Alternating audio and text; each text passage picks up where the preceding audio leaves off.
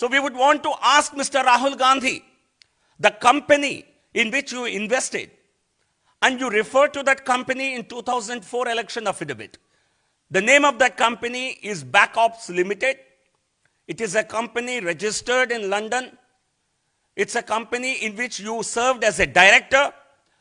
And the official document submitted by this company, Backops Limited, to the British authorities in the form of a memorandum of association and annual returns for the period ending 21/8/2005. So documents submitted to the British authorities in 2005 clearly showed that you were a citizen of United Kingdom. And if you were a citizen there in that period, you would have automatically lost Indian citizenship, because Indian Citizenship Act 1955 clearly states that any citizen of India acquiring citizenship of any other country automatically forfeits his citizenship of India. So we would like to ask Mr. Rahul Gandhi, were you indeed a citizen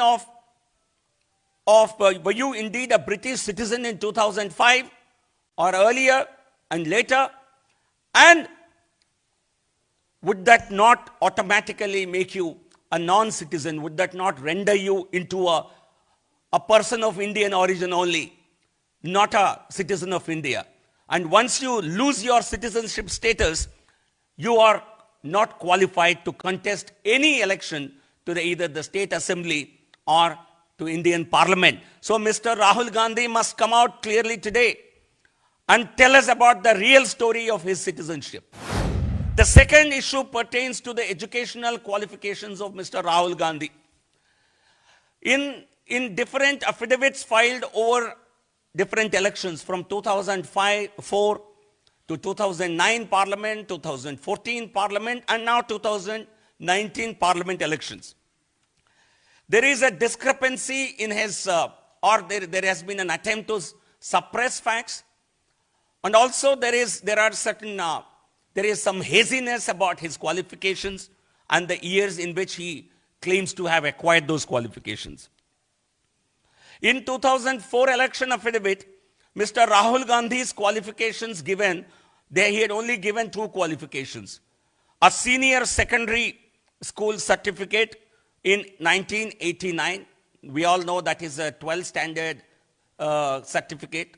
And after this, he only mentioned MPhil, which he supposedly got from Trinity College, Cambridge University in Development Economics in 1995.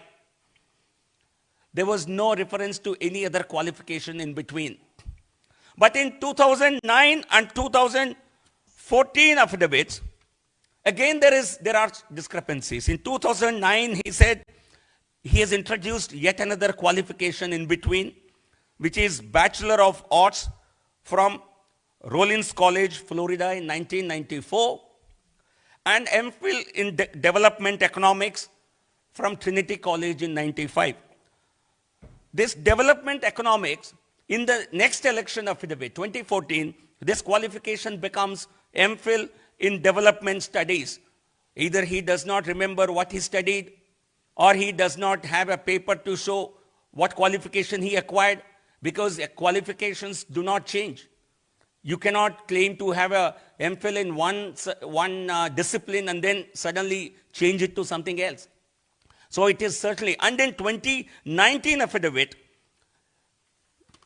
this Development Studies remains, but the real question is, I have a question. 1994, you have a bachelor's degree, and 1995, you claim to have a master's MPhil degree.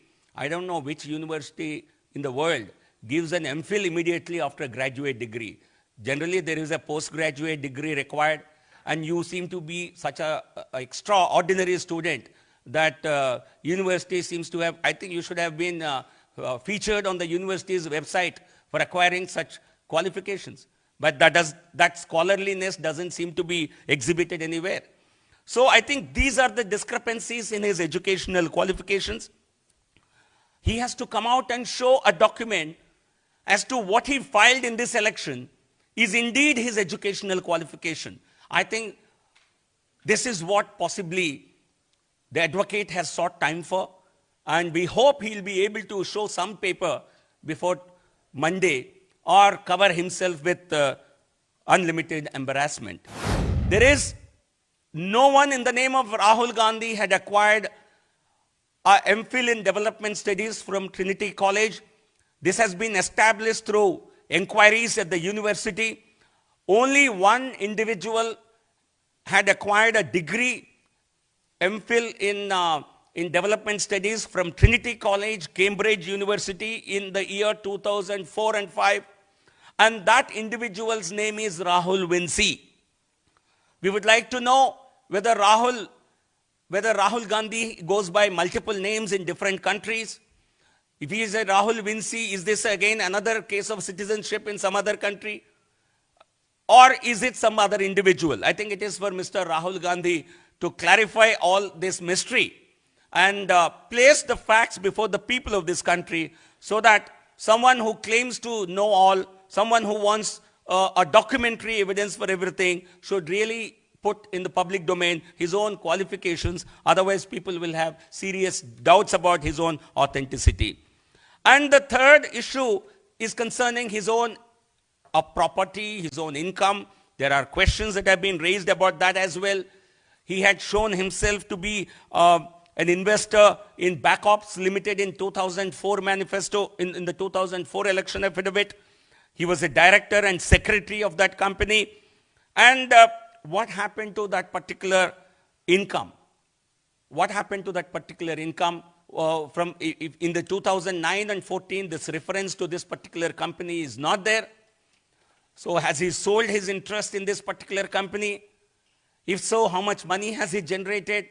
Where has that money gone? These questions have not been answered. In addition to this, in a press conference we had raised last week how he had acquired properties in very prized properties from Unitech and others in Gurgaon without having paid anything. And at a time when Unitech's name was dragged into the 2G scandal, how come Rahul Gandhi acquired those properties without paying the due market price? These are questions that he will have to answer. We will look forward to the revelations of Rahul Gandhi. He cannot get away from these questions because these questions have been asked not just in a press conference by the BJP. These are questions being asked of Rahul Gandhi by a constitutional authority as a part of the scrutiny of his application. We certainly look forward to answers forthcoming from Rahul Gandhi as a candidate in Amethi. But before this, we certainly expect someone who is well informed in the Congress party, or rather Rahul Gandhi himself, to clarify these doubts, because most of his spokespersons are completely in the dark about the dealings and about the suspicious nature of the activities of Rahul Gandhi, where he goes, where he travels. They seem to be in complete oblivion. So we would certainly want Rahul Gandhi himself to tell the people of Amethi from wherever he is, rather than keep quiet and keep mum, because that will only lead to his disqualification as a candidate, and people of this country will also realize that Rahul Gandhi is a liar of the first order, of which most of us have no doubt, but this will be proved in a constitutional authority. Now be the first to know about the latest updates on our new news app. Go on your Android or iOS, search for HW News Network. Download our app, choose the language you prefer to get updates in, and be up to date with the latest news.